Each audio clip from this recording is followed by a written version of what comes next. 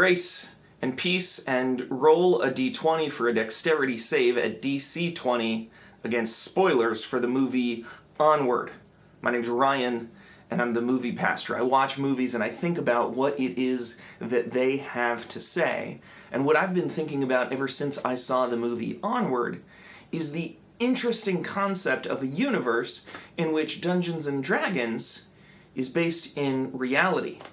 Now, there is, of course, a lot else that Onward has to say. For one thing, it's a quest. It talks about embarking and engaging and what adventure looks like. That's a classic thing that we talk a lot about on this channel. It also talks about fatherhood and what it means to miss your father, even a father that you haven't even met. And we've talked about that a little bit before as well, especially in my reflection on the movie Honey Boy, which came out recently.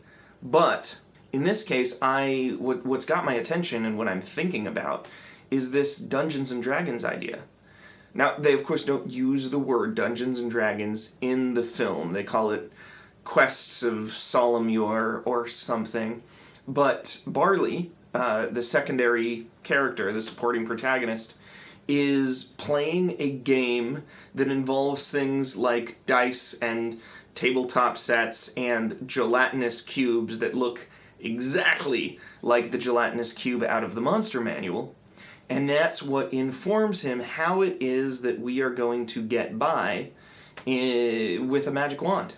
And as we journey on a quest, he says, you know, there was a world before this one, there was a world order, and it worked the way that is described in this game. Well, as a pastor, that's a familiar concept to me.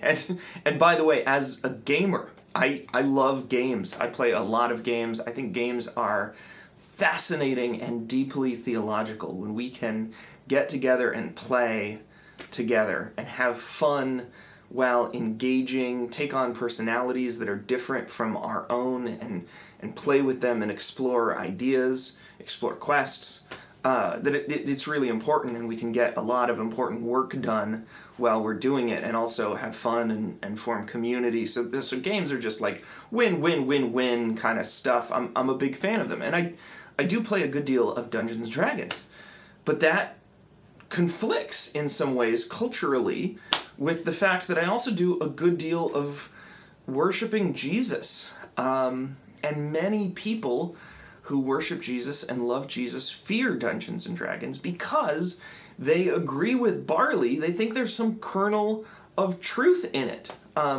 In fact, famously, Jack Chick, who makes those terrible Chick tracks, has claimed that the spells in Dungeons and Dragons are real, and that when you play Dungeons and Dragons, you're like learning to cast spells and it connects you to the devil. Well, that's not true. The spells aren't real, and by the way, magic isn't real. It just like spirituality is real, and God is real, and people are real, and souls are real, and ethics and morals. Those things are very, very different from like ghosts and ghouls and goblins and wands. That's a whole. The ghosts and ghouls thing is fake. It's metaphor, and things like God is not the same category. I worry that a lot of Christians are confused about that, and it's just it's not the right way to think about things. But more to the point, it's not the right way to think about D&D. That's just not how the game works.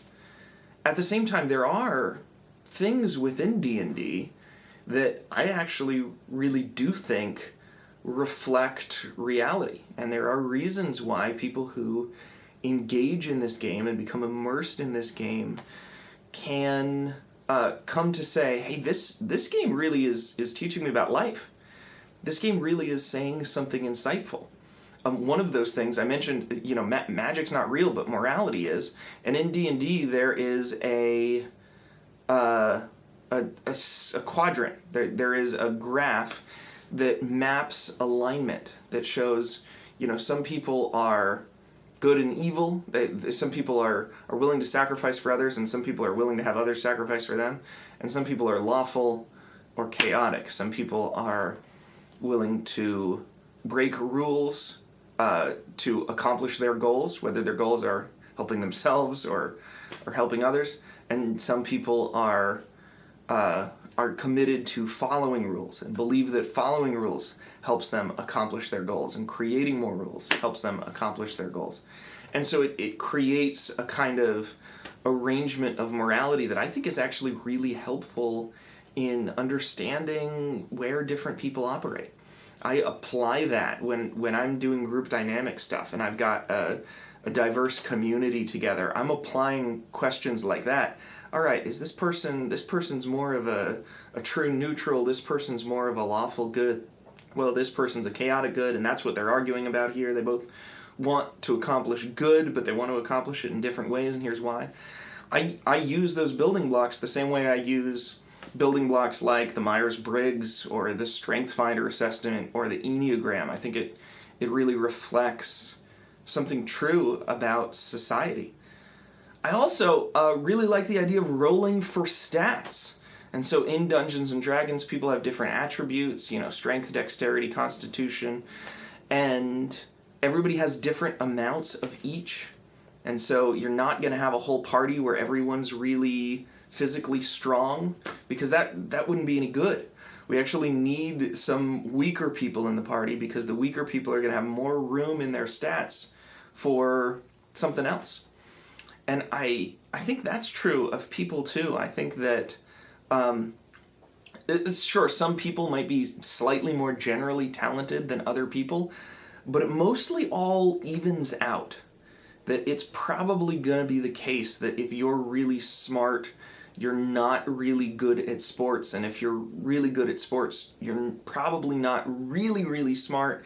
And if you're really smart and really good at sports, you're probably really awful at something else, like relationships. We just all have strengths and weaknesses, and at the end of the day, when it all evens out, we've got about the same amount of strengths and weaknesses. And so our ability to care for one another and appreciate one another comes from recognizing that what we need is not better people. What we need is not people with more strengths and fewer weaknesses, but what we need is people who have the strengths that we need and the weaknesses that don't matter for the situation that we're in, and to honor people where they come from and where they are.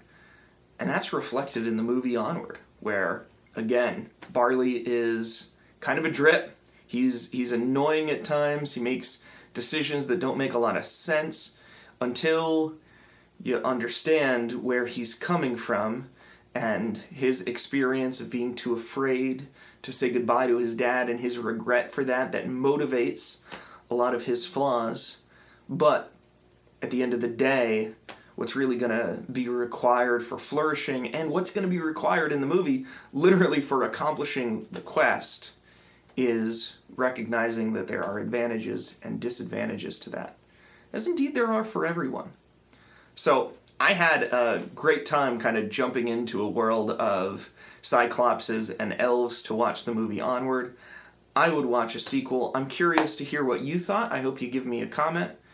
And I want to pray a blessing over you at the end of this video. Thanks for watching.